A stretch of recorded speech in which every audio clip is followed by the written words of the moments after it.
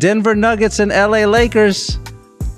Jamal Murray, punches him in the nose at the buzzer. Oh my God. Waiting all this time in the cut to just take his revenge now in the playoffs and be like, guess what? I'm like a fish in water. This is where I live.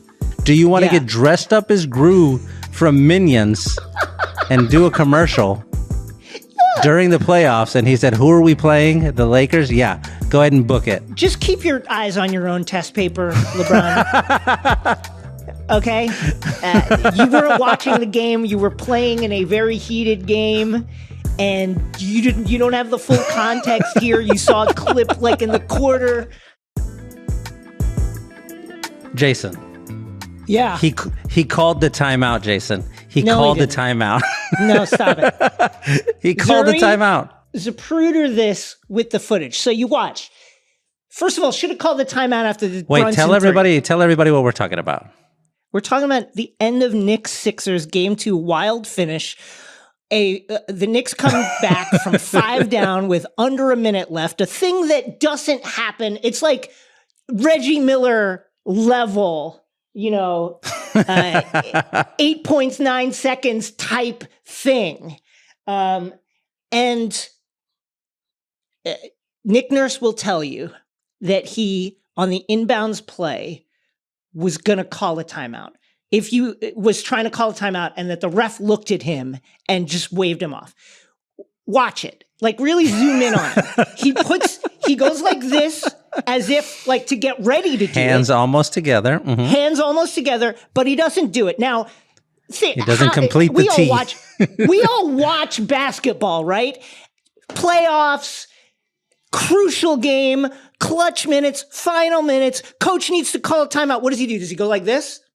Doc Rivers would have been at the free throw line. Yeah, Doc Rivers would have been at the free throw line. Yeah, you run up and you're like this and you're fucking screaming at the ref like this. He goes like this, almost to do it, and then he puts his arms down because I think, and this is a reasonable thing to think if you're Nick Nurse, hey, maybe the chaos that's going on here will help us. Like maybe, we get an opening, the defense isn't set. Maybe a foul's about to be called. They're going to call a foul right now. Yeah, a foul's about to be called. So he doesn't call it. But then Maxey gets the ball, falls down. Now he calls it. But as he's calling it, Maxey makes the, I think, poor decision to try and shuffle the ball off while he's on the ground. Josh Hart picks it up. He doesn't have possession of the ball when he's calling that timeout at that point. And now you can't call it. And we all know what happens next. Donte DiVincenzo gets 2 bites of the apple because now here's the thing that killed you. Isaiah Hartenstein has 3 Sixers around him, including the MVP of the fucking league, who is the 7-foot behemoth Joel Embiid. Go get that rebound when Donte misses the first shot. Isaiah Hartenstein gets the rebound, and that's the fucking game. That's the game. Get 1 rebound among many other mistakes. Get the rebound. Kyle Lowry could have hit his free throw. There's a lot of things that could have happened. They win the game. There are a bunch of pieces of this I want to get into. We're going to do it all in the first segment of the show. Fine. We were arguing it beforehand. I think I'm with you. I think he did not call a timeout. I think you got to be out on the court screaming your head off like everybody's going nuts. You got to do that. That's your responsibility. You don't get to afterward be like, I was trying to. You weren't trying. There's no trying. This is a fucking Yoda situation. You're either doing it or you're not. Yeah. Do or do not. But Zuri is convinced that he was trying to call a timeout, and he got you all worked up before the show started. So I said, well, we'll just start right there. You want to start the show? Let's start the show. From Wondery, I'm Shea Serrano. And I'm Jason Concepcion. And this is 6 Trophies.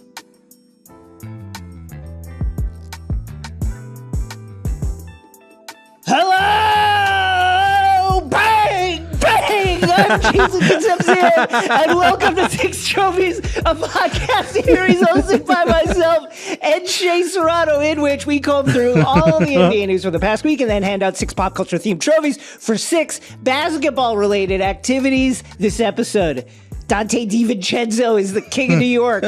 Turns out the Cavs were right. They look really good. The Joker cosplays as Gru And then where's the Lakers' face as a mask? All that and more. Let's hand out some trophies.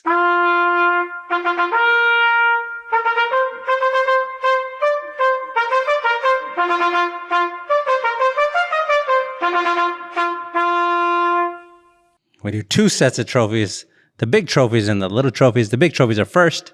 These ones are the same every week. First up, the Denzel Washington and Training Day trophy given out to whoever it is who had the best overall performance of the week. This week's winner, a doubleheader. The best playoff doubleheader we've had in 1,000 years. In a long time. Is what it felt like. I can't remember another one that went as good as this. We're talking, of course, New York Knicks versus Philadelphia 76ers, which comes down to a Donte DiVincenzo three-pointer. The Knicks come back from down 5 with 30 seconds left. I don't know what kind of loser team would cough up a 5-second lead with 30 seconds to go. Don't do that. The Spurs did it too. Yeah. That's Knicks Sixers. And then Denver Nuggets and LA Lakers. Jamal Murray punches them in the nose at the buzzer. Oh my God. Real 10 in a row now for the 10 Nuggets in a row. against the Lakers. Those 2 games go back to back. While this is important. It has to happen when we're connected still to Inside the NBA, which is the best basketball television show for the last 2 decades or whatever. You get all of that. You have the marquee voice of the New York Knicks, Mike Breen, calling the game for the Knicks when this happens. Nice. You've got, oh my God, there are 1,000 pieces here that we need to work our way through. But let me just ask you, let me start here, because this is where we need to start, Jason. How are you feeling right now? It's been a roller coaster of emotions. I was going through it. I was having a full-on nervous breakdown in like 4 different group chats. I thought they were done. When Maxey hit the 3, I thought, yeah, you're there like, it is. You're right. It's over. It's over. It's over. It's over. Jalen can't do anything. Over. It's a wrap. And let me watch this. Watch me give the Sixers credit, Nick Nurse. Are you paying attention at how this is done? They're doing a great job on Brunson. Period. Like Brunson's missing some shots that he would make, but also they've got length on him. Oubre's doing a great job on him. Maxey's doing a great job on him. And anytime he takes a dribble, there's 3 guys converging on him. They are just shutting him down. They're doing a great job, but the difference has been the depth. So shots to the Sixers. They are taking Jalen Brunson out of it. Their game plan on him is Titanic. Everywhere. I thought as the game was going on, we get to the 4th quarter. Tyrese Maxey turns into all caps Tyrese Maxey, just giving him the business. He's flying around the court, 95 miles an hour everywhere he goes. He looks so like controlled chaos. It's wonderful.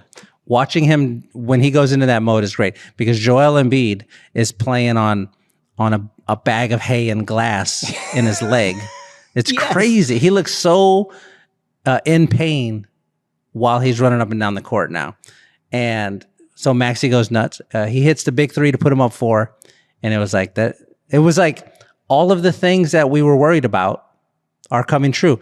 They ended up drawing the Sixers. Joel is in the lineup. They lost one of the first 2 games. All of a sudden, Philly has home court advantage.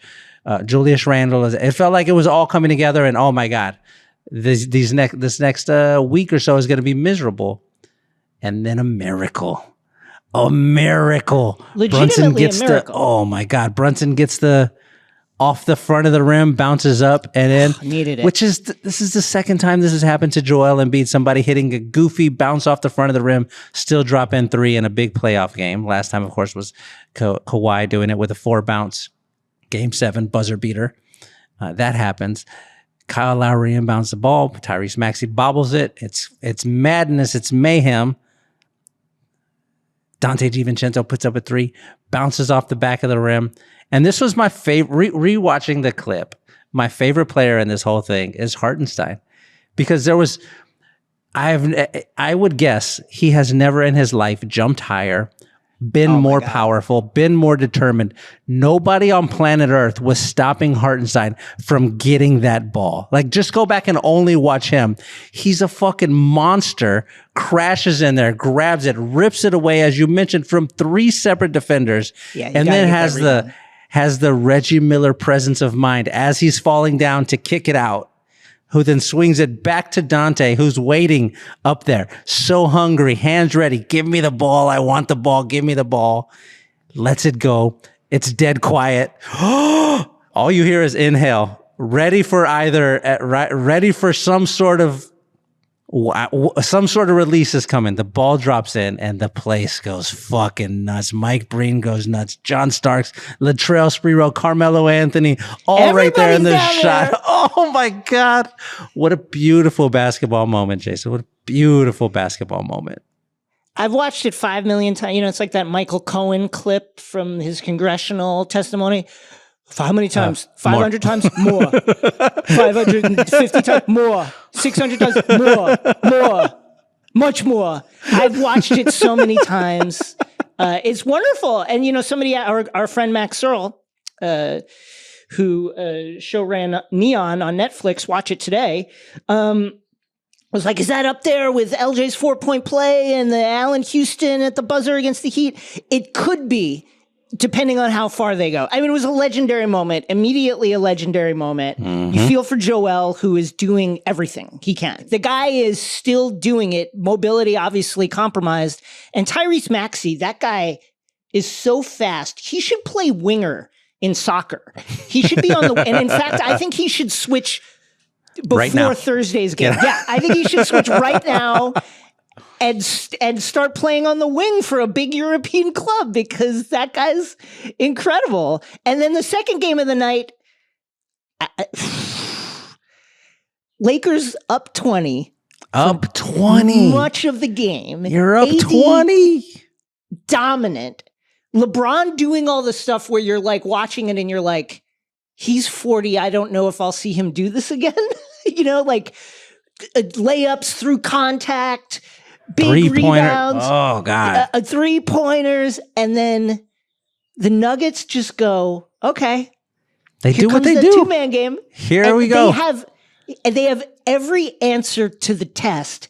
And I know if I'm the Lakers, I must be so frustrated, because the Lakers did everything they need to do, and the Nuggets just answered every single time. Michael Porter Jr. hits a big 3, and then it must be said, Jokic just cooked AD. He just cooked him down the stretch. Just peeled the flesh off his bones in front of everybody. He's just bigger and stronger, and that's all you can, like, shit.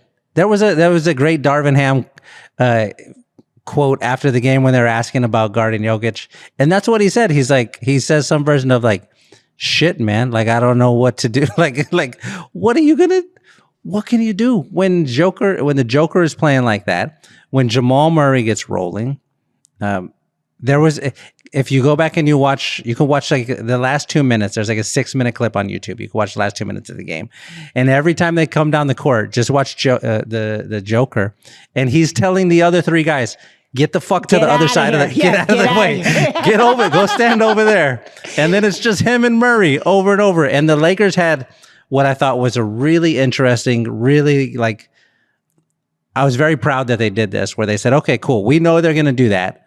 So LeBron and AD, you guys guard those 2 guys, and everybody else get out of the way. And we're playing the 2-on-2 game here is all that we're doing.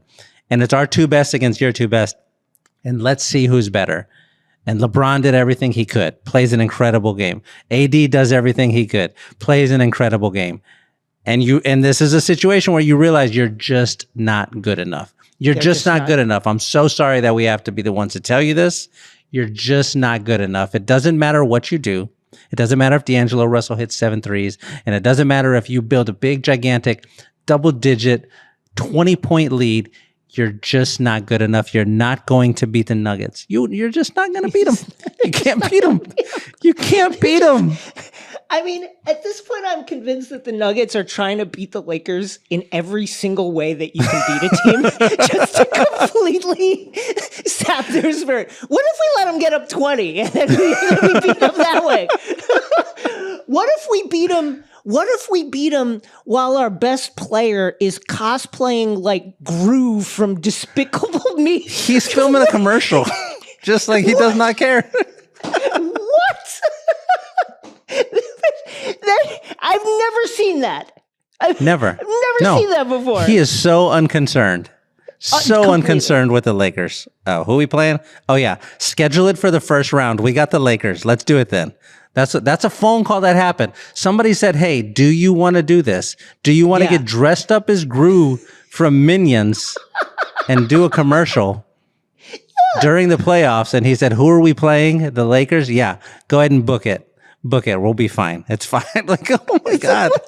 It's just, I mean, the level of swag, like if they had lost, this would be an all-time talk about this. And they have no concern. Like, I can't imagine this ever happening at any point in the past. Like, imagine if Vince Carter was like, okay, let me dress like a dinosaur for game 1 of that playoff series against the 76ers. I'll show up at the game like a dinosaur and we'll do an ad for Jurassic Park 3. It's like, this is crazy that this happened. And we got both of these games back to back. Also the same night. No, I feel so bad for Orlando and Cleveland. They also played the same night and everybody's like, we don't even, oh, they played? Who cares? All we care about is this incredible Knicks Sixers game, this incredible Nuggets Lakers game. I love a buzzer beater that's a buzzer beater. Ball in the air, buzzer goes off. Time. Ball in the air, buzzer goes off. Our player hits the shot as it's dropping in. He's falling down into the ground on our side of the court. The bench mobs him. Poor Anthony Davis that was falls backwards into the Nuggets bench. He was on the bench like. Shouts to KCP who like shielded him with his body and like held him up so that the scrum wouldn't fall on Anthony Davis. Shouts that was cool, but that was like shades of Allen Iverson, Ty Lue with the way Davis like was propped up on the bench. It's the same thing. It was the same as when Kawhi does it. He's right there by his own bench. He gets mobbed immediately. Everybody's just going crazy. Oh my God. Poor Lakers. I wanted them to win that game. I wanted the series to be 1-1. Eventually I want Denver to win. I want Oklahoma City to win. I want Minnesota to win. And I want the Clippers to win. That's who I want to win in the first round. Because those are the 4 teams I want to see play in the second round. But I don't want it to be a sweep. I want all of those series to go as far as possible. Same with the Knicks and Sixers. I'm rooting for the Knicks to win this series. I wanted the Sixers to win that game last night because I want some drama. And boy, oh boy, did we get it. Did we get a different version of drama? It was an amazing night. I have not slept. I've just been like watching basketball on my phone. And let me say this for fans of the Lakers and the Sixers that might be a little downtrodden right now. The teams, the Nuggets and the Knicks did what they were supposed to do. They defended home court. I fully expect to head back to MSG for Game 5 2-2. Like I think it's too close. Like that will happen. And the Lakers are going home. Crowd's gonna be crazy. Game 2 was close. You found some things that worked, and you're back. And you're back home. Like this is not. There's no reason to hang your head right now, except the 10 straight losses. But you wipe that away, and you're going home. You gotta win that game. 2 things before we move on. Number 1, watching LeBron do what LeBron did last night, where it becomes it's the fourth quarter, and the Lakers look terrified. LeBron is on the bench. Everything's falling apart. And he comes in and he hits those 2 big threes and just starts doing everything. There have been, for the past 20 years, we've watched him do that in a playoff series and win the game and then win the series. We watched him do it against Boston. We watched him do it again. Like, pick a team. We've seen him just come in and take over. And now here I am. I'm the biggest dinosaur at the theme park. And he's not anymore. And it's so weird to watch him do that. And then the other team goes, all right, cool. bring in the Mosasaurus or whatever. Like, we got our own. Like, it's crazy. Crazy. You think LeBron, I mean, you're at altitude, you're 40. He looked gassed. A lot of the other Lakers looked gassed as well. The altitude is no joke. And LeBron, to your point, taking over in the fourth because Anthony Davis just kind of faded, had a great game, but kind of faded away. And up until the fourth quarter, yeah. Up until the end. Do you think LeBron is like, guys, again, I'm old. I'm tired. Will someone else do this? Will somebody else carry us to the end? Please. I cannot believe Jamal Murray has never been an all-star. He's the most terrifying guard in the playoffs. It feels like when he gets going, he started cooking around. He does that herky-jerky, I'm going to go, I'm not going to go, I'm going to shoot, I'm not going to. Like, he does that thing, and the defenders look absolutely mortified. He gets Anthony Davis on him for the final play. They run this on purpose. Again, watch the clip. Jokic, everybody get the fuck out of the way. It's me and Jamal. We got this. They run the action. They get Anthony Davis. Anthony Davis, maybe the most mobile, capable 7-foot defender in the league. He's a 4-time All-NBA defensive pick, 3-time blocks leader. This is a devastating force on the defensive end. And Jamal Murray is like, have fun on the plate ride home, boys. Pow! Right in the eye. Just, oh my God. Okay, that was the first thing. The second thing I was going to say was, I mentioned this briefly earlier. I want to make sure we highlight this here.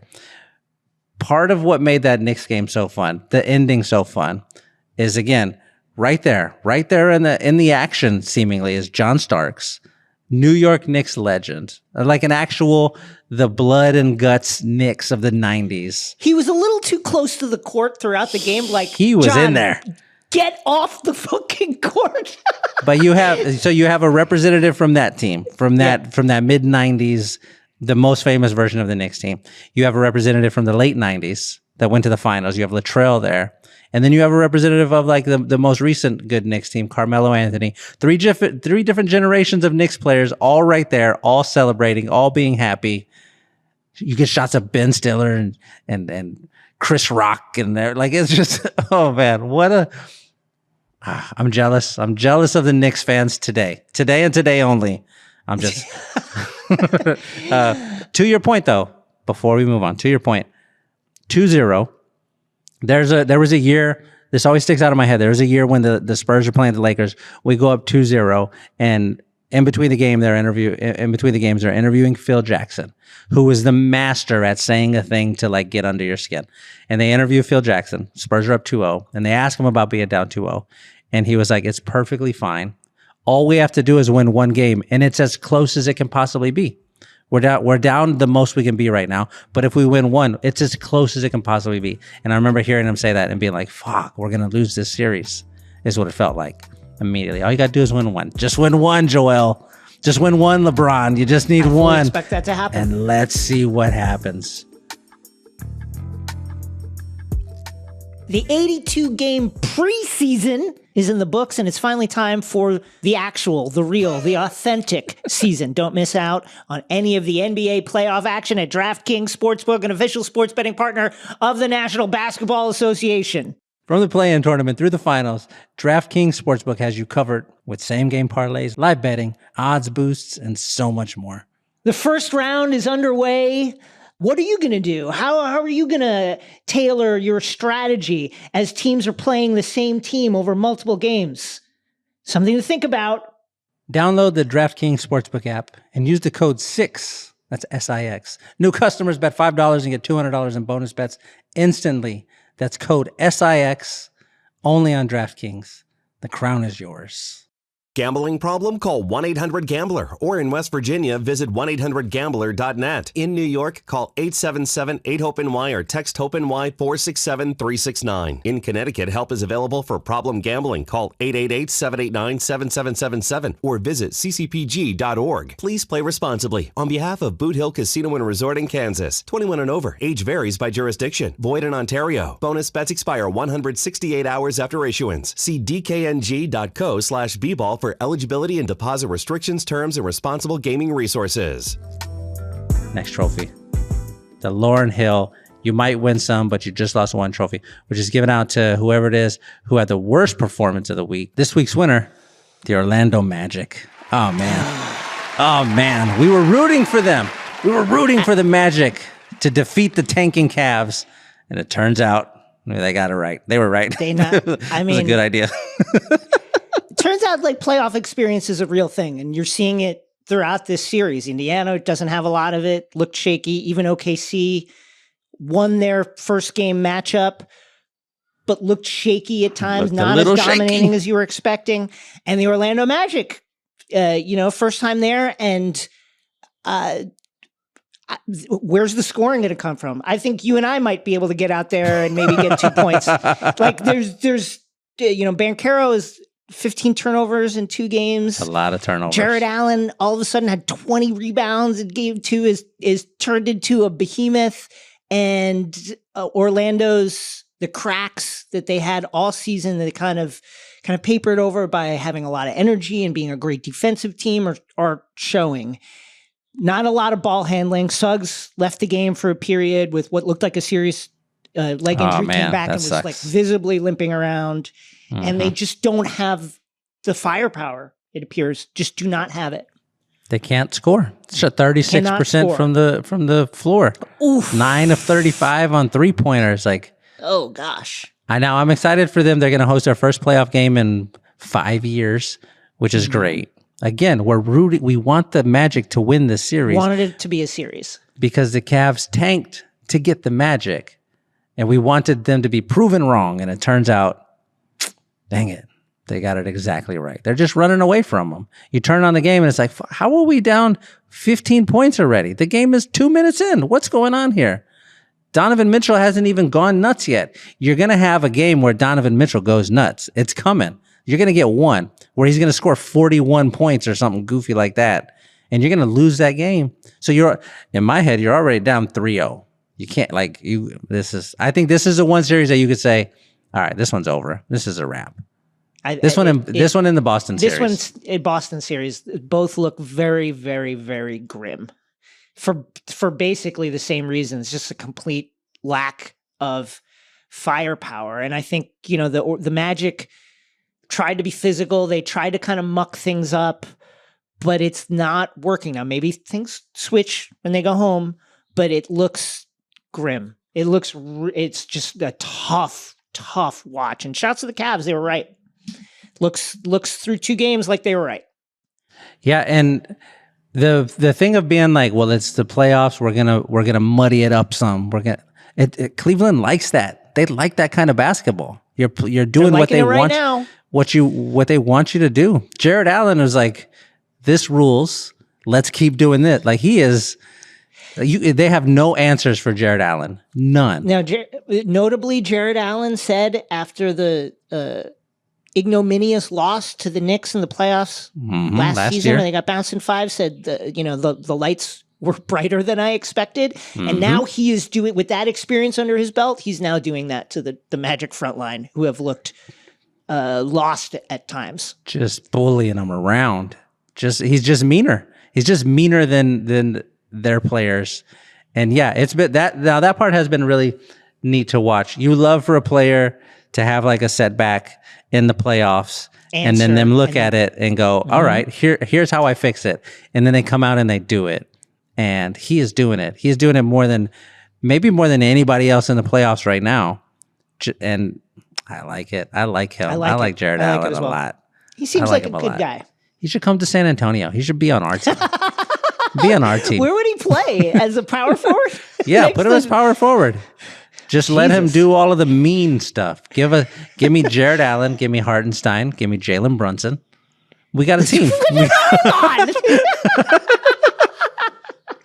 Y'all should trade Brunson. He's playing horribly. Get him out of here. He almost cost y'all the game. No. Multiple times. We believe in him.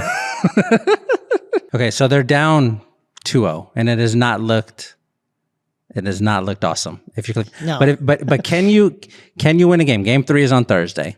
This comes out on Wednesday, so it's tomorrow. If we look at DraftKings Sportsbook, I feel like John Anthony. Remember John Anthony and 2 for the Money, the $1 million man. Hey.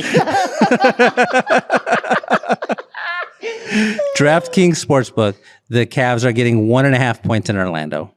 The total is 198.5. The over-under for Paolo is 23. There's a bunch of stuff on here, but all I want to ask is, can the Cavs sweep the Magic, or will the Magic win a game? What does Game 3 look like? I think the Magic get one of these games. Sadly, I think it's going to be Game 4. So it's going to be a 3-0 first. Yeah, I know. But you know what?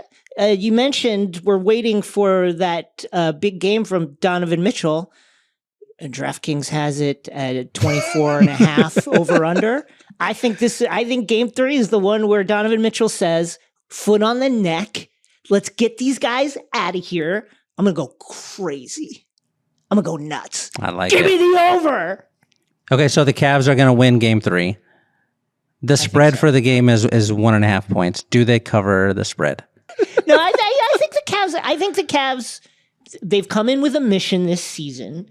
Again, they are not happy about what happened last year. Donovan Mitchell had a quote. What did he say? Like, the last year was last year. We're washing that away. It's a new season. I think they understand they need to answer that, just like Jared Allen's doing. And I think they're going to come in and try and push the Magic out of the plane. That's enough. Like, let's get this over with. We got a lot of criticism by a lot of people about the way we entered the playoffs. So let's shut that down right now and let's get out of here. 4-0 sweep. And I think they're going to come out really, really hot for Game 3. Download the DraftKings Sportsbook app and use code 6. New customers bet $5 and get $200 in bonus bets instantly. That's code SIX. Only on DraftKings. The crowd is yours. As soon as you said push them out of the plane, I just immediately started thinking about, I want to rewatch Bane, the Bane I knew Batman that's movie. what you were going to say. No, they expect one of us in the wreckage, brother. Orlando Magic.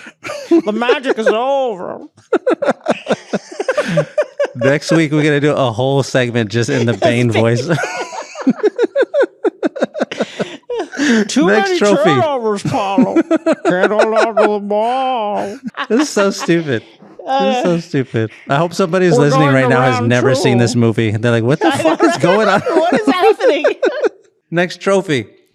The Dominic Toretto I Live My Life a Quarter Mile at a Time trophy. Given out to a person or team who made a short-term decision with no regard for future consequence. Oh, man, this week's winner. Joel Embiid for throwing himself an alley-oop off the backboard in Game 1 against the Knicks. And then immediately goes down holding his knee. It looks Poor scary. guy. Poor I felt guy. terrible. And on the one hand, I love how confident he was in his body at that time. And it's an indication of like he was flowing, and he continues to flow even post this with the re-injured / tweak leg. But I think in retrospect, unnecessary. Don't do this. Like, Yeah. Take it easy. Take it easy. take it easy. Super cool thing to do. Also, don't do it again. Please. Don't do it again. Please, Joel. don't do it again. I feel like I'm holding my breath all of the time when I'm watching him play. Like, I don't want him to get hurt. Please don't get injured. Please don't get injured. It honestly reminds me of the late Ewing years, of what it was like watching Patrick with the guy had knee braces that looked like you could rent them out as 2-bedroom apartments. Like, they were so big, and he moved in that same way where you're like, wow, this guy is still affected in game, but I'm just hoping that he will be here for every single game. And the same with Embiid, man. That was it. I've never experienced something that went from like a holy shit to, oh no, so quickly. It was, oh man. There was a great, Vince Carter did this great thing where after he comes back from injury and he's playing at a game and he gets a big dunk. And then as a way to celebrate, he like dusts his knee off. Yeah. And it was like, oh, that was so good. Next trophy. The Daniel Plainview I've abandoned my child. I've abandoned my boy trophy, which is given out to a player or team we're temporarily giving up on for the week. This week's winner, we're abandoning the idea that the Miami Heat has a chance against Boston. They don't. They don't. You can't beat them. You just can't beat them. They're so much better than you, and you're missing your best player. You're missing the one, like, The whole reason this was a compelling idea as a series, Heat versus Boston, was because you had Jimmy Butler, who seems to delight in destroying a team that's better than him in the playoffs. That looks like that's his favorite thing in the world to do. He loves doing that. Is to be matched up against a team that they're supposed to lose to, and then he hits a couple shots, and he starts talking shit, and he starts puffing his chest out, and the other team starts to shrink. He has done it for the last couple of years. He has taken the Heat to multiple finals appearances when nobody was expecting it. Absolutely. Jimmy Butler has done that. He has done. James Harden hasn't done that. He hasn't taken his team to the final. Like Luka Doncic hasn't done it. You know what I mean? Like there are incredible players in the NBA who have not done what Jimmy Butler has done. And so we were excited about the series, and then he goes down, and he's going to be out for the entirety of the first round series. Probably, even if the Heat were to make it back, he probably doesn't come back. And it's just a super fucking bummer. You can't beat them. You can't beat the Celtics are too good. You can't no beat Terry them. Rozier also. It's No just Terry. No scary Terry. They've just the Celtics are so much better, and it's just not even a contest. There was. What did you think of the moment when Caleb Martin kind of careened into Tatum as Tatum was I don't like around that. the rim? A scary play. I do but not I think like on that. the replay you watch it, and it's pretty clear that Drew Holiday pushed Caleb, who then Yeah, it wasn't on purpose. it wasn't on purpose. But still, I would love to criticize the Heat for being the toughest, hardest working, dirty team, but that was not a dirty play. That was just a thing that happened in it was basketball. a thing that happens, and you just got to get out of this series against the Heat without that happening. That's right. You can't that can't happen. I'm going to bring it back to the Spurs, Jason. It happened one year where we had Derek Anderson. He was our X factor, and then he goes down with a shoulder injury, and it all fell apart for us. You obviously can't lose Tatum, but that's the whole goal of this first round series is just win and get out of there and go to the next thing. That's it. That's it. That's all. We're abandoning hope. I assume the Heat have also abandoned hope. Heat fans have abandoned hope. With no Jimmy, you just can't do it. It's tough. You got to have Jimmy. I mean, proud franchise, one of the greatest, if not the greatest active coach in the playoffs in Eric Spoelstra, but they just don't have a shot. It would be one of the most shocking developments of all time in sports, worldwide. If Tyler globally. Hero led the Heat back from down 0-2 against presumably the best team in the league right now, although Denver is real scary. They're real scary. It would be an all-time, all history comeback. Miracle on ice kind of situation. Yes. But it's Tyler Hero. I think I mentioned this on the show before at some point, but I like to read the newsletter, The Bounce. The Athletic has a newsletter called The Bounce. It's Zach Harper and Shams. And Zach Harper, yeah. They do a thing in there called the playoff panic meter. And it's like my favorite thing to read, where they just give you, here's a paragraph about the series, here's how panicked a team should be. And for the Heat, oh man, playoff panic meter all the way. It's just turned off. There's no chance. It's just we're not even worried about it. We're just we're gonna lose this series. And all right, let's go. Let's just get out of here. Just don't win Game 4, please. I'm just asking you. Just get out of the way. Just don't win Game 4. That's the worst. That's it. Next trophy, the Chief Keef. That's that shit I don't like trophy, which is given out to a player or team who does something. We just don't like it. We don't like it. This week's winner, what an absolute disappointment. Dallas. No intensity against the Clippers in Game 1. They don't have Kawhi. Go win the game right now. Win the game. Go win the game. Do you give them any slack for, what do they have, 9 days off? They had a long layoff. No. Do you give them any slack for that? I don't ever give the Mavericks any slack ever for any situation. You're going to tell me I love to watch the Dallas Mavericks lose. I love it. But I don't want to watch them lose like this. Like just listless. There's no energy. You're just getting run out of the building by the Kawhi Leonard-less Clippers. They're missing their best player. I couldn't believe it. Zubac was massive. Ooh. He just took it to the chest of Daniel Gaff, who we love. I love him. We love I've been him. rooting it. You know, my girlfriend is a Wizards fan. I've been watching Gaff for a while, but I'll tell you what, he like reverted to Wizards Gaff. Mm-hmm. And we need Wilt Gaff back. Bring Wilt Gaff back. That's who we need. He just got played off the floor. Zoo just put the entire front line into foul trouble.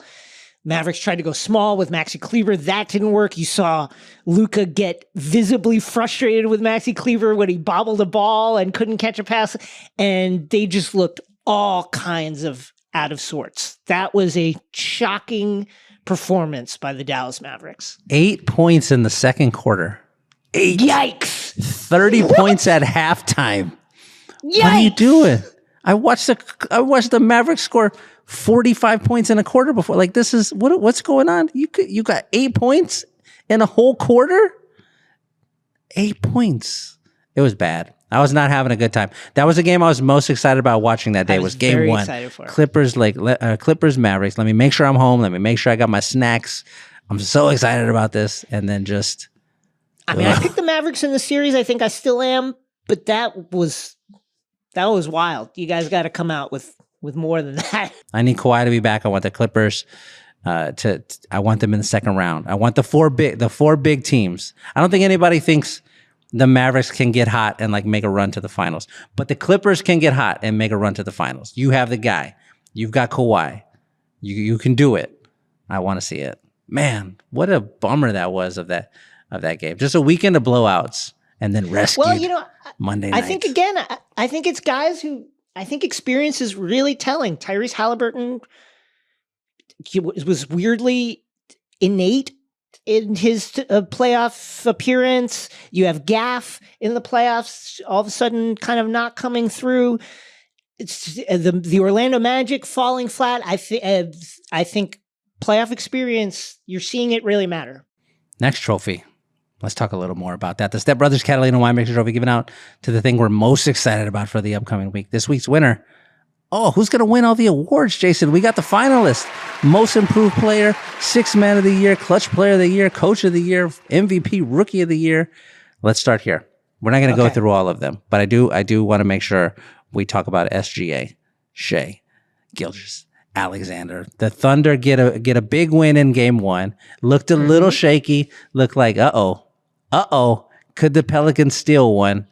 They the number one seed, the best team by record in the West, and they looked a little shaky in game one. But SGA does what an MVP does. Yeah, he does what an MVP does. Final 5 minutes of the game, he's like, all right, get on my back. I'm gonna get us where we need to go, and just takes over.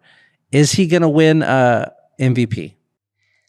I think no, but I think he's going to get a significant amount of first place votes. I think Jokic is going to win, but SGA, man, is there anybody smoother than him? He's The way he operates, it's like he's just elusive. Like he's there and then he's not there. Very slippery. He's like a minnow. Yeah, it's like you think you have him and there's no space for him to do anything, and then he's just like liquid. He just goes through the crack and he's gone. And it never looks like he's rushing or playing particularly hard. It's just finding these little cracks, these little seams for these beautiful little layups, mid-range shots. He is a wonderful player to watch. He's so good. Compliment to him. A thing that makes him seem even cooler, even more fun, is Chet is a perfect partner for him. They have that commercial when they're singing together, and it's like, these guys like each other. They're friends. Yeah. They're buddies. But it's like you have the big, charismatic, tall guy who's like a little bit angry but pretty cool, and then you have the super cool guard who's with him and like running things. It's a good partnership. It's like Han Solo and Chewbacca. That's exactly what it is. It's Han and Chewbacca, and imagine the 2-on-2 game we talked about before, Jamal and Joker, the Joker versus SGA and Chet. We get it. Yeah. They're so much fun. Lou Dort just, can you imagine being guarded by Lou Dort? I would be really sad. Take me out of the game. Stop it. He's hurting me. It's like, why is this linebacker grabbing me and pushing me and like moving me around? Like, I don't like this. They have just guys their defense is really good. And they have a lot of similar, people talk about them being small. They are, but the similar sizeness of them allows them to switch and do different things, just morph like a mutant, like some kind of mutant. They're just really, really hard to play. Do you want to run through your awards picks really quick? I'll run through mine. Here, I'm going to tell you who I think. Most improved, Tyrese Maxey. Sixth man, Malik Monk. No, sixth man, Naz Reid. I like Clutch the Monk. player of the Give me year, SGA. Coach of the year, Mark Dagnall. MVP. MVP, Jokic. I like SGA for MVP. Rookie of the year, Wemby. Although it feels like these playoff games are going to start to tilt. I know it's not supposed to matter, but I feel like people are going to be like, well, hold on a second. It's impossible to not pay attention to it. Yeah. He had the big block in the fourth quarter. Like, well, hold on. Maybe Chet. Chet. It'd be dumb. It would be so dumb if that were the case. You want to do the little trophies? Let's do them. Let's do the little trophies. These ones change each week and are situation specific. They're for the smaller storylines that we want to mention, but don't need to get all the way into. My first little trophy, the Elton John Someone Saved My Life Tonight trophy to Mark Dagnall for challenging a jump ball. Late game situation. The refs call a jump ball. You have Chet, who's 9 feet tall, doing the jump, and he challenges it. Hold on a second. Hold on. They end up losing possession. If they lose that game, if the Thunder lose that game, that call gets shredded for that. But SGA saved his life. SGA just comes through. He was probably so. Thank you, Jay. Thank you so much. Thank you so much, because now I'm only gonna have to answer like 4 of those questions. Whereas before, we would have spent 3 days talking only about that call. My first little trophy is the Dwight Schrute from The Office Complaints About Jim trophy to the Sixers who plan to file a grievance about the refereeing in the first 2 games of the series. Yeah. This is on... That's what Daryl does. I think that not only should there be a grievance, I think they need to push it further. I think there needs to be a serious congressional investigation into the refereeing over the first 2 games of this series. And I think... and we go from there. If it's jail time, it's jail time. If the Knicks need to be banished to another country, then that's what needs to happen. We need to get to the bottom of what's happened in the refereeing. It pertains to the refereeing in this first 2 games of this series, because it's a serious crime, I think, allegedly, what's going on here. And I hope they get to the bottom of it. We haven't really spent any time talking about Bucks Pacers, other than to say the lights are bright and the Pacers look like the lights are bright. Dame. Shout out Dame. 35 in the first half. Side note, when Halliburton did the Dame time during the play-in, and what did Dame say at the time? Hey, I've been there. We've all been there. You get excited, but just understand where you are in the moment. Man, that's the slow motion clap back from Dame waiting all this time. He was waiting. You knew. To waiting all this time in the cut to just take his revenge now in the playoffs and be like, guess what? I'm like a fish in water. This is where I live. Welcome to the big leagues, my friend. Welcome to the deep pools of water where I live. Incredible performance. Shouts to the Bucks. No Giannis, and Dame Chris Middleton and those guys just did the thing. Bobby Portis, all with his crazy eyes, all of them. Bobby Portis was playing. I was so happy to see Chris Middleton back in the number 2 role, which I think is where he fits the best. He just that's the spot he needs to be in. I really love him. You got to win that game if you're the Pacers. The Mavericks have to beat the Clippers without Kawhi. The Pacers have to beat the Bucks without Giannis. You didn't do it. Tyrese had 7 shots or something. so inactive. I know he's coming back from injury still, and it's hampered him. He looked good down the stretch, but that was a really surprising performance. I was shocked. My next little trophy, the Chance the Rapper, You Don't Want Zero Problems, Big Fella trophy. Great song. I don't believe that's not Chance the Rapper who says that, but that's Chance the Rapper song, No Problem.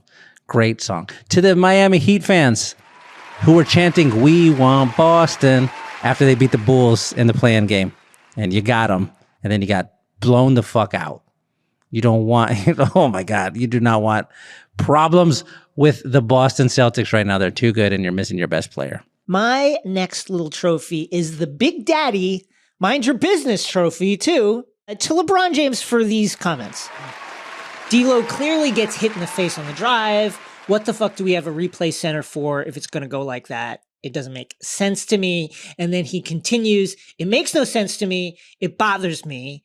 And then I just saw what happened with the Sixers-Knicks game, too. Like, what are we doing? Just keep your eyes on your own test paper, LeBron. Okay? You weren't watching the game. You were playing in a very heated game.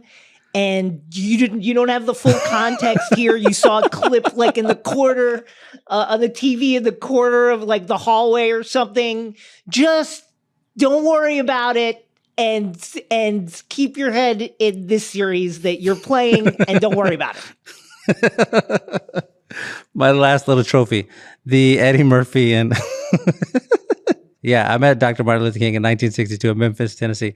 I was walking down the street, minding my own business, just walking on, feeling good. I walk around the corner, a man walks up, hits me in the chest, right? I fall on the ground, right? And I look up, and it's Dr. Martin Luther King. I said, Dr. King. And he said, oops, I thought you were somebody else.